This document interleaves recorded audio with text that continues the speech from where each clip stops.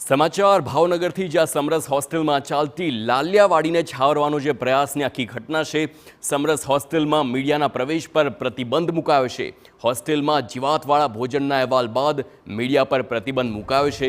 ભોજન બનાવતી એજન્સીને છાવરવાનો જાણે કે રીતસરનો પ્રયાસ ચાલતો હોય તેવું સ્પષ્ટ જોવા મળી રહ્યું છે। ભોજનની ગુણવત્તા સુધારવાને બદલે મીડિયા પર પ્રતિબંધ મૂકવામાં આવ્યો છે। કલેક્ટર સહિતના અધિકારીઓને રજૂઆત કર્યા બાદ પણ કોઈ પરિણામ નથી લાવવામાં આવ્યું અને એટલા માટે જ આ સવાલ ચોક્કસથી થઈ રહ્યો છે કે આખરે શા માટે મીડિયા પર પ્રતિબંધ મૂકવામાં આવ્યો છે। સંવાદદાતા અજીત ગઢવી ફોનલાઈન પર છે। અજીત, એક બાજુ આ એક વિડીયો વાયરલ થાય છે, આ ગંદુ ખાવાનું અને જીવાતવાળા ખાવાનું આ વિડીયો છે, પરંતુ તેની તપાસ થાય એની પહેલાં મીડિયા પર પ્રતિબંધ મુકાય છે, એટલે ચોક્કસથી કહી શકાય કે તેમનું ફોકસ જે ફૂડ પર હોવું જોઈએ એ તો છે જ નહીં।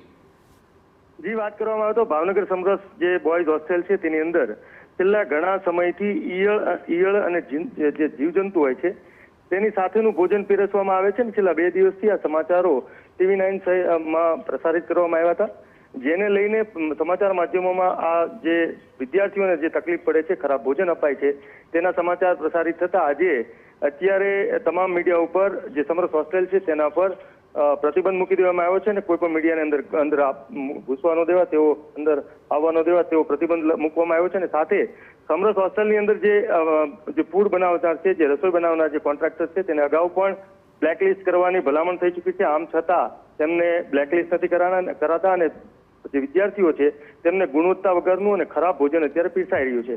જ્યારે મીડિયા દ્વારા આ પ્રયત્ન કરાઈ રહ્યા છે કે વિદ્યાર્થીઓને સારા ભોજન મળે, પરંતુ અંદર પ્રવેશ ન આપતા આખરે અમે ભાવનગર કલેક્ટરનો સંપર્ક કર્યો હતો। આ સિવાય વાત કરવામાં આવે તો સમાજ કલ્યાણના નિયામકનો સંપર્ક કર્યો હતો અને છેલ્લે તેમના સમાજ કલ્યાણના અગ્ર સચિવ સુધી ચર્ચા કરતા, વાત કરતા, સમસ્યા છે મીડિયાને અંદર પ્રવેશ શા માટે ન આપવામાં, આ બાબતની ચર્ચા કરતા અત્યાર સુધી અંદર પ્રવેશ આપવામાં નથી આવ્યો। અહીંના જે જવાબદાર અધિકારી છે, કોઈ મીના રાઠોડ કરીને જે અત્યારે જે સમરસ હોસ્ટેલના ઇન્ચાર્જ છે, તે કોઈ પણ તસના મસ થવા તૈયાર નથી અને આ વિદ્યાર્થીઓની સમસ્યા દૂર કરવાના બદલે અને આ જે રસોઈયા જે છે, રસોઈના જે કોન્ટ્રાક્ટ છે તેને છાવરી રહ્યા છે અને સમાજ કલ્યાણના ઉચ્ચ અધિકારીઓ પણ આની અંદર ઇન્વોલ્વ હોય તેવું સ્પષ્ટ દેખાઈ રહ્યું છે। જે મીડિયાને પ્રતિબંધ જે કર્યો છે તે વાતથી સ્પષ્ટ થાય છે। આભાર અજીત સમગ્ર માહિતી બદલ। તો જે રસોઈનો કોન્ટ્રાક્ટ જેની પાસે છે તેને બ્લેકલિસ્ટ કરવાની પણ અગાઉ પણ રજૂઆત કરવામાં આવી છે, પરંતુ રજૂઆતને નકારવામાં આવે છે અને મીડિયા પર પ્રતિબંધ મૂકવામાં આવે છે।